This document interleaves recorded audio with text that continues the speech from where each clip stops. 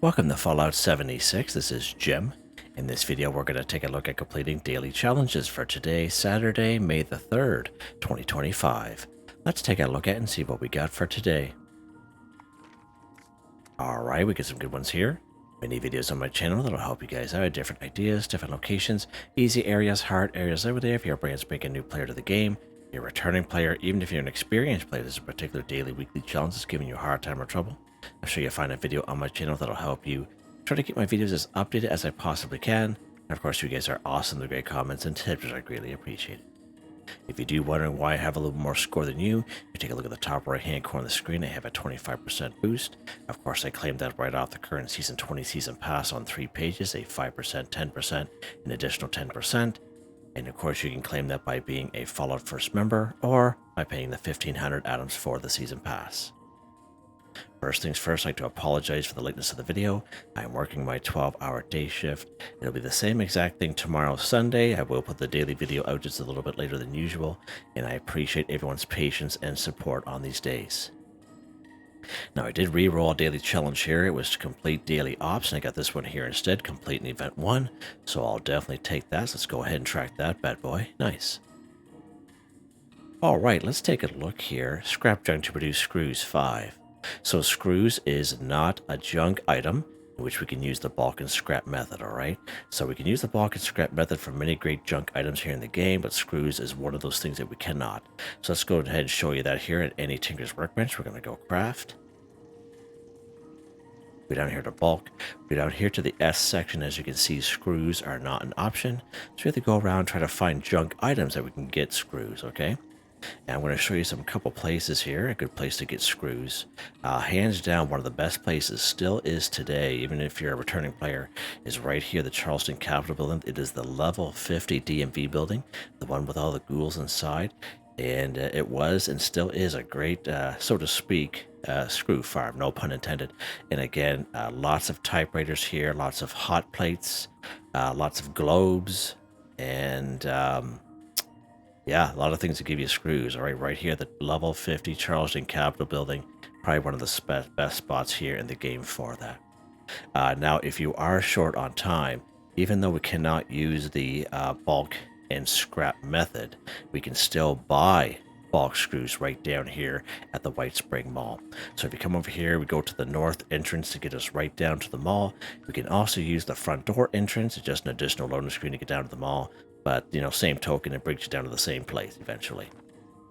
Now, I find it really depends on the server that you're on. Sometimes these robots, they'll kind of switch up on terms of what they sell for bulk items, okay? But I usually find Frederick here is pretty decent. But if Frederick doesn't have the screws, try one of the other vendors, okay? Let's try Frederick here and see what he's got. Oh, perfect. So, well, he has 10 bulk screws. So for one bulk screw, it's going to cost you 225 caps. That is with the hard bargain perk card equipped under charisma. And you can also use great mint hats, which gives you better barter rates for 10 minutes.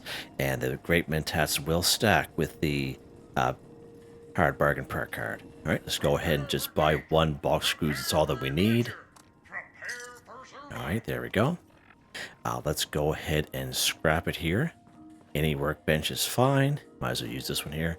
Let's scrap these bulk screws in which we just bought. There we go. Scrap junk to produce screws 5 for 5. And I would say that is probably one of the better ways to do it. All right. All right. Let's see what's next here. Scrap junk to produce aluminum 5. Okay, so aluminum is a junk item, in which we can use the bulk and scrap method at a Tinker's Workbench. Let's go ahead and go craft here. Go down to bulk. Look at that bulk aluminum right there. So to bulk 1 aluminum, you need 10 aluminum scrap and 2 plastic from your stash of scrap box. You go ahead and you bulk your 1 aluminum and you scrap it. Hands down, the fastest, quickest, easiest way to complete this daily challenge. Again, more so for the folks that are kind of short on time or like to get things done quick and easy.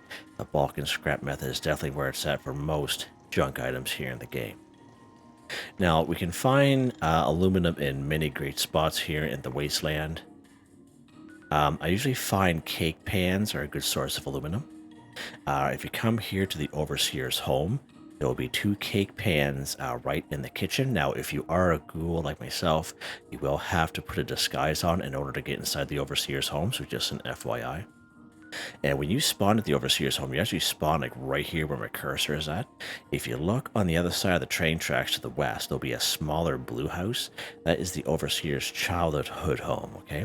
And there's usually a cake pan in that kitchen as well. So you can get 3 in this one little area. It's pretty awesome. Another pretty decent spot is up here in Morgantown High School. Now, of course, it'll be full of scorch there. But if you head upstairs in the home ec class, there'll be 3 cake pans in there as well. A pretty good spot for aluminum right down here at Quarry X3. So I do have a video here on the channel again. It's a little bit higher level of an area, but you make your way through all those Mirelurks there, and there'll be a building, the only building that you can go in, and there'll be about 5 blasting cap boxes there, and that's also a great spot for aluminum as well. There's also a weapons workbench, and you can scrap it there as well.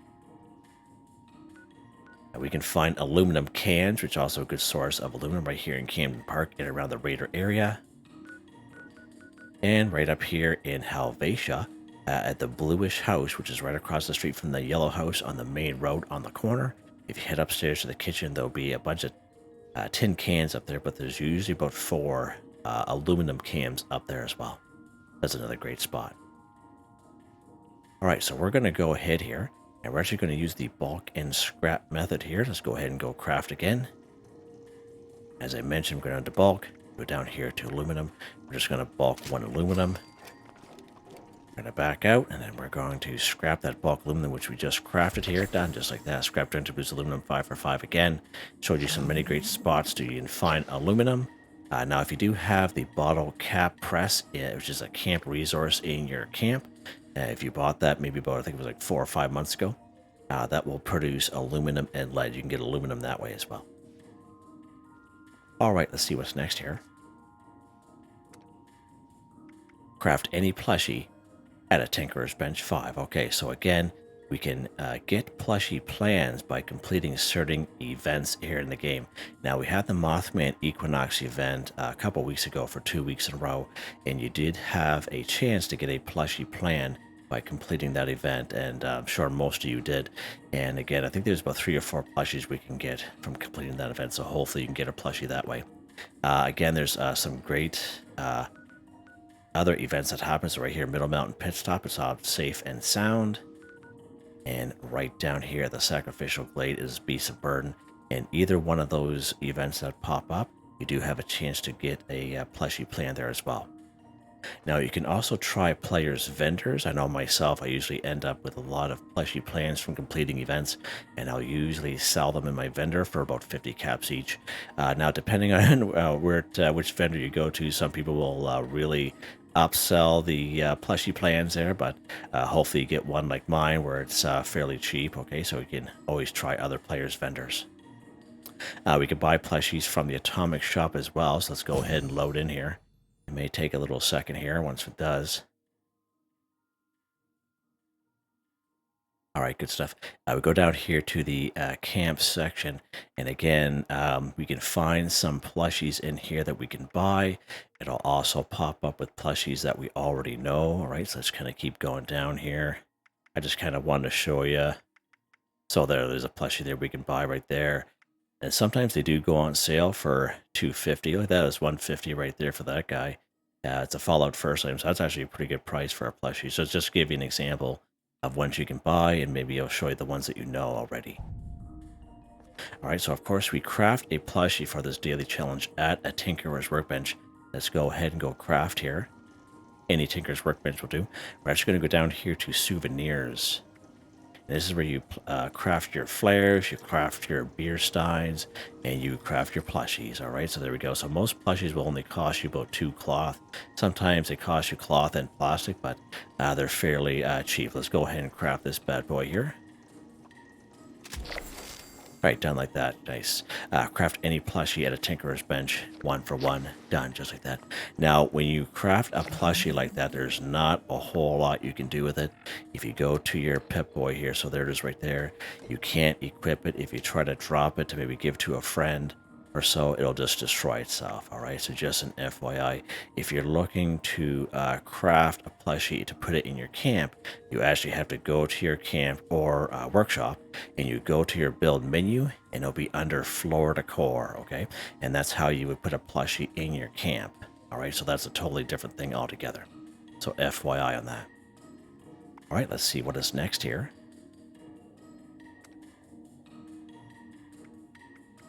So glowing fungus soup to an NPC vendor 1. All right, so we can find glowing fungus pretty much anywheres in any region of the wasteland. That's usually in under overpasses and under bridges and in around waterways. I find one of the best spots, doesn't matter what level you're at, right here at the Wayward, make your way down here to Flatwoods. Again, all kinds of glowing fungus right through there. And again, pretty much every region, everywhere where you see water or you see an overpass, etc., you'll find glowing fungus around. It's very easily found. And even in caverns and caves, etc., etc. But one of the best places for glowing fungus is right here in Nuka World on Tour, which is free fast travel once when you discover. So let's pop down here.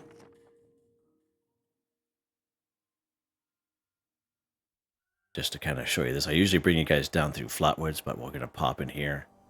And again, we do have the Tunnel of Love. Okay, now you don't have to wait for the Tunnel of Love event to start. You can walk right in this place here. So let's go ahead and go inside.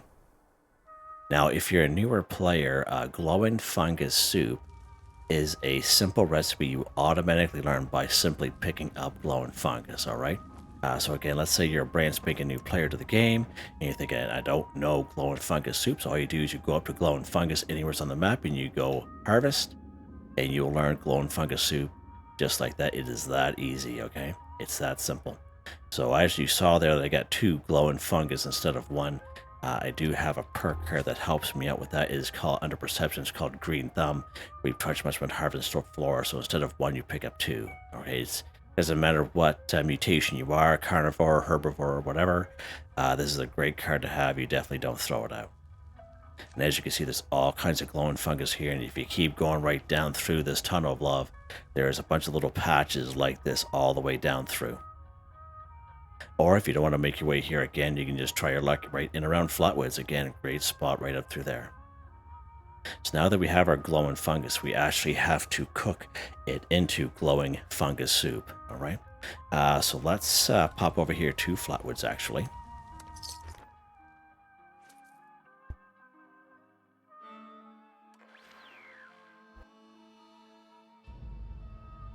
All right, so you can go to any cooking station at all. You can go to another player's camp. Most train stations have cooking stations. Your own camp, whatever you want to do. There's a couple cooking stations right here. And this is, I would say, the most important part. A lot of people kind of miss out on this, especially if you're newer to the game and you don't understand how things go. So we got our glowing fungus here. We have to craft our glowing fungus soup. Let's go ahead to a cooking station. We're going to go craft here. We're going to go all food. So there we go, glowing fungus soup again. A simple recipe you automatically learn by picking up glowing fungus. It's that easy. So 1 boiled water, 1 glowing fungus, and 1 wood is all you need. All right, so now that you crafted your glowing fungus soup, what do we have to do with it, Jim? Sell it to an NPC vendor. So an NPC vendor is any robot vendor at any train station on the map. Any robot vendor down at the White Spring Mall. We can use the north entrance if we so wish. Right over here, we had in Flatwoods, we have the White Church with the vendor bot in there. I think it's vendor bot Bob. Wayward, we have Duchess. Of course, if you are a ghoul, you're going to need a disguise to get in there.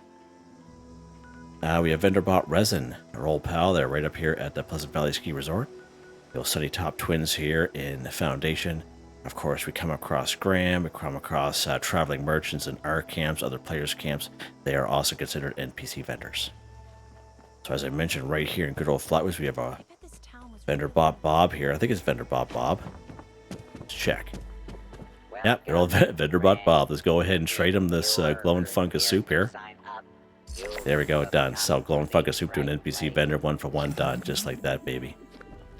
Awesome, awesome. Let's see what's next here. Let's go ahead and kill a Deathclaw 1. So many great spots we can find Deathclaws in around the game. I would say the most popular spot is right up here at Deathclaw Island. Now, the only way that this becomes difficult is if you're a person who does not have followed first, you're stuck to private public servers with other people. It is a good chance you can come here and this Deathclaw will be already dead and the body despawned, and it won't come up until you let the cooldown come into effect. If that happens to you, I recommend just server hopping. Alright, so just an FYI, it may take you a little while to get this guy here because there's only one Deathclaw here. If you're a little bit higher level or a little bit more adventurous, I guess, make your way over here to the abandoned waste dump. Now, there are 2 guaranteed Deathclaws in this cavern here. Sometimes there's 3. I would say a very low chance, like a 10% chance there's a 3rd one. But always be on the lookout because you just never know when it'll spawn in. But there's 2 guaranteed here. All right. Seeing how we are on a server by ourselves here, we're going to go up to Deathclaw Islands. Let's pop up here.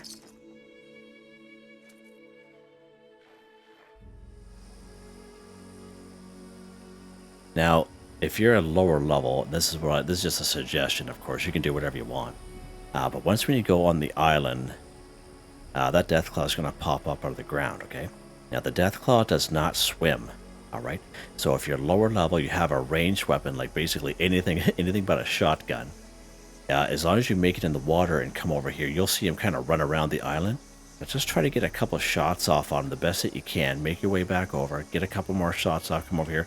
But eventually you will kill them. I know a little bit high HP, but for the lower level players, that's what I suggest. Alright, so let's go over here and we're going to take care of this cat. And again, he's going to be popping himself out of the ground here.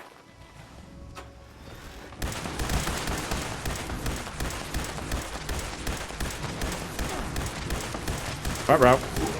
Bravo, Jim. Oh, whoa.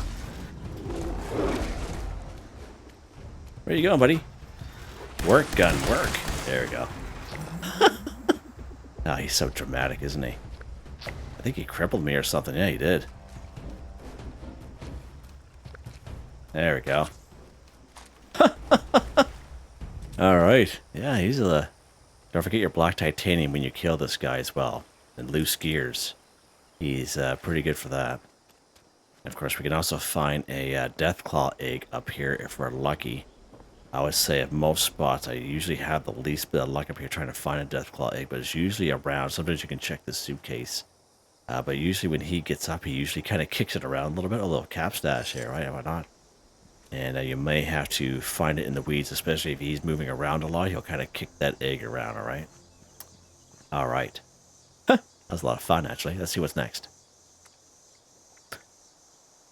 All right, deal a critical hit to an enemy in Vats 5. Okay, so I do have a couple of videos showing you how to do this, all right? So basically, an enemy is, anything is on the board. Anything is available here in the map. So humans, robots, animals, insects, ghouls, cryptids, scorch, bone miners, super mutants, etc., etc. Everything is available here, okay? And you just got to deal a critical hit in Vats. Now, if the enemy is passive, it may be a little harder to do that because the Vats won't pick it up. So again, we're going to try our best here. So there's a place I usually like to kind of go to just to show people how this is done. And it's usually right down here in Somerville's docks, okay? But right up here, actually, this Teller County Fairgrounds, there's a Scorch right by himself, and we'll kind of use him as an example. And a few more Scorched around, so we should be able to get this one done in this one location. All right. So let's go over here now. And we're going to use this Scorch down here. We're going to crouch down so we're not... I'll be able to say what I want to say. All right, so you see our Scorch down there.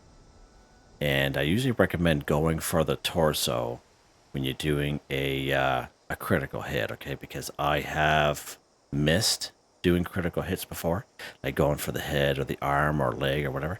That's why I recommend using the torso because it's the biggest part of the enemy.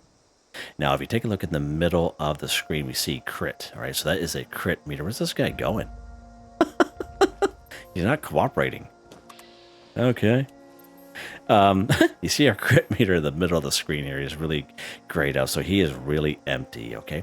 So we need to fill that critical meter up just to perform a critical hit. And once when we do, two things are going to happen. We're going to hear an audible alarm, which tells us that our crit meter is full.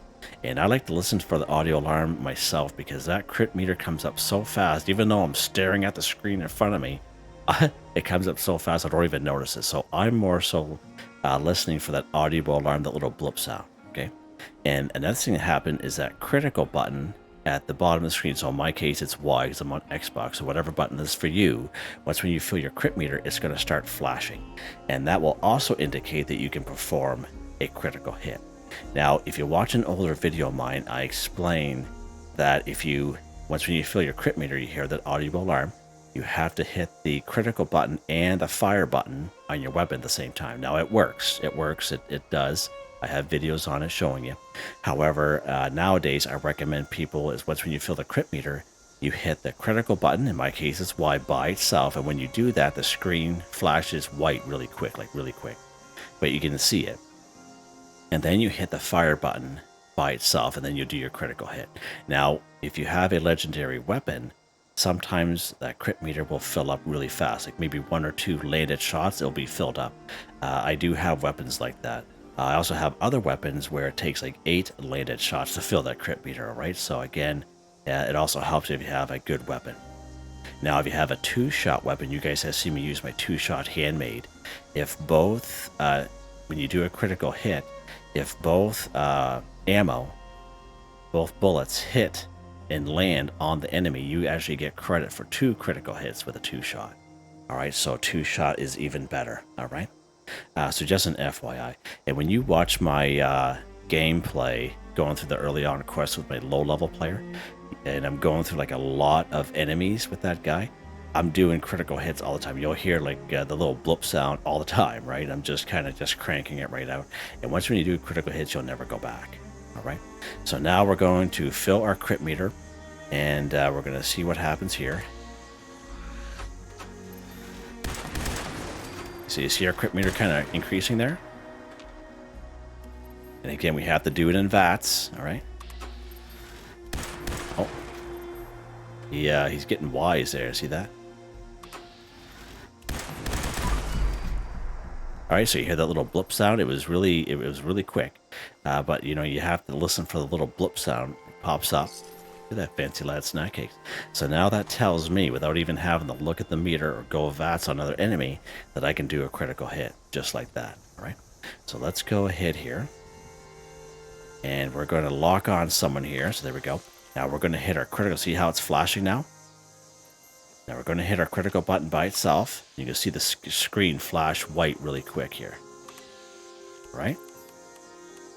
And now we're going to hit the fire button by itself. So there's our critical hit just like that. All right. Now, some people had mentioned to me a couple months ago what they do is they actually kind of hang on to that critical button all the time, or they're just constantly pressing it. Okay. And that's something else you can do. It does take if you do it the way that I told you, and then you go to that way, it does take a little bit of practice, I find. I've tried it out. Again, if it works for you, then that's fine. I always like to I like hearing suggestions from other people. I like hearing other ways that people get the same thing done. And again, you know, you can try it that way. Oh, boys. Let's fill our crit meter up here. And you can hear the little blip sounds there. Right, there we go. Nice. Just like that. It's rock and roll.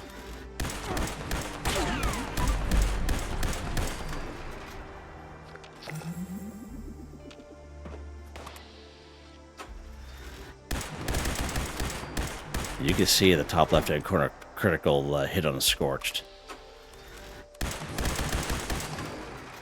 Nice. Let's see this guy. This guy here usually has a crown on him, so he's just got some good stuff on him. Alright. Now we beat that to death. Let's see what's next. We got one more, I think. Complete Event 1, good stuff. So if you take a look at the description, there's a link to a video called Complete Events for Newbies. You don't have to be a newbie to watch that video. Basically, it's about 1 hour and 6 minutes long. It is all time stamped. There are events that we can do here in the game that we can spawn in ourselves on either server, private or public, okay? And I go through that during those videos because, you know, we've all been on those servers. There's not a whole lot going on. Or there's just events that you just don't want to do, okay, or take part in. You just want to do your own thing, okay? So I show you in that video how to spawn in those particular events, all right? So you can check that video out if you so wish. Another thing you can do is you can claim a workshop, any workshop on the map at all, and usually within 3 minutes you'll have to defend that workshop. That counts as an event. And even if that workshop doesn't belong to you and you help defend someone else's workshop, that counts as an event, okay? And even the caravans down here, I've been told that they count as events as well. Let's take a look around the map here and see what we got going on for events. And as you can see, not a whole lot going on. This private server here. Oh, this was this guy. Real blast, okay. Surface to air, that's fine, okay. So let's go ahead. We're going to do an event here. Let's go up here to Grafton Station. And we're going to see if we can spawn in an event. Now, 2 events can spawn up here, either Grafton Day or Protest March, okay? 50-50 chance, so let's go ahead here and see which one spawns in for us. Now, we could have came in from the other way, the north side of Grafton, but I prefer this way because if it's Grafton Day and Protest March, it's closer to this end. So it's Protest March. So we're going to make our way down here. I can make it across that fence. Holy mackerel. And it's in the same spot every single time. All right, so no worries about that. And we're going to make our way up here. There we go. And we're going to get rid of these guys.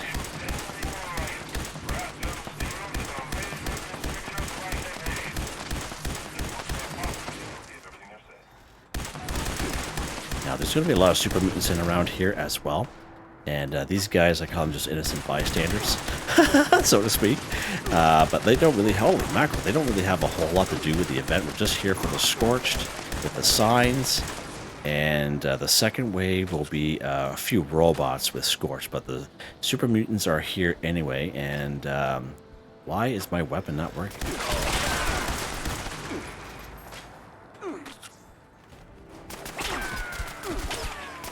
Oh, that's what's going on here.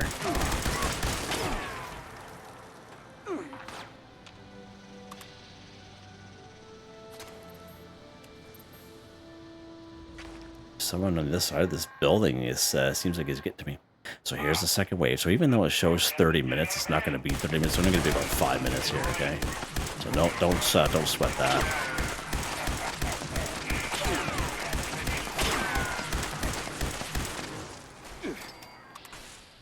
Hey, buddy. Just mind your business. That's all, buddy. Just mind your business.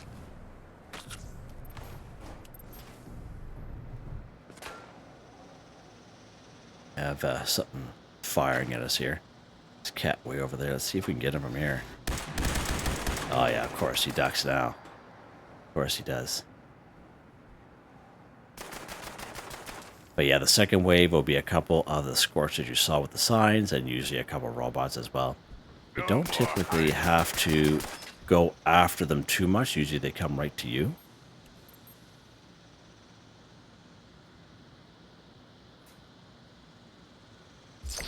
There we go. Complete the event 1 for 1. It's that easy. It really is. And again, it's a great spot too. Ow! Where did he come from? Oh, he was stuck inside that, that's what was going on. He was stuck inside this, whatchamacallit here. And then he was firing on us. Huh, interesting. Grab some stuff here. Bobby pin, nice. Look at that, loose screws from that guy. And that's another thing you can do if you're looking for loose screws. We get so much junk now off of killing enemies such as super mutants and Scorched, etc. Mole miners even. You can probably satisfy, those complete dailies, scrap junk to produce something just by going around killing enemies and picking up all that stuff. That's another option you can do, looking for those screws. I think we're done. Yeah, just like that. Sweet. Let's make our way back to our camp here. We're going to take a look at Weapon of the Day.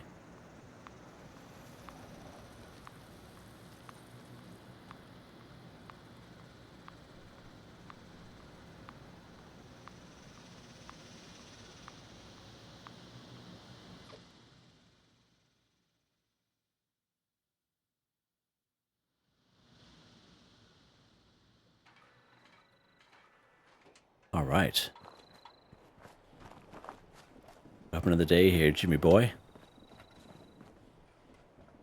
Of course, the same one I've been using all week here.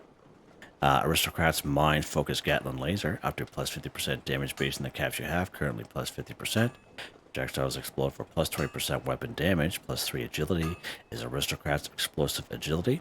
Severe Beta Wave Tuner, Align Charging Barrels, Reflex Sight Dot, Beam Focuser, Mind Paint, 84 electrical damage, 25 fire damage, 107 fire damage for 3 seconds. It takes fusion cores, and it's fully automatic.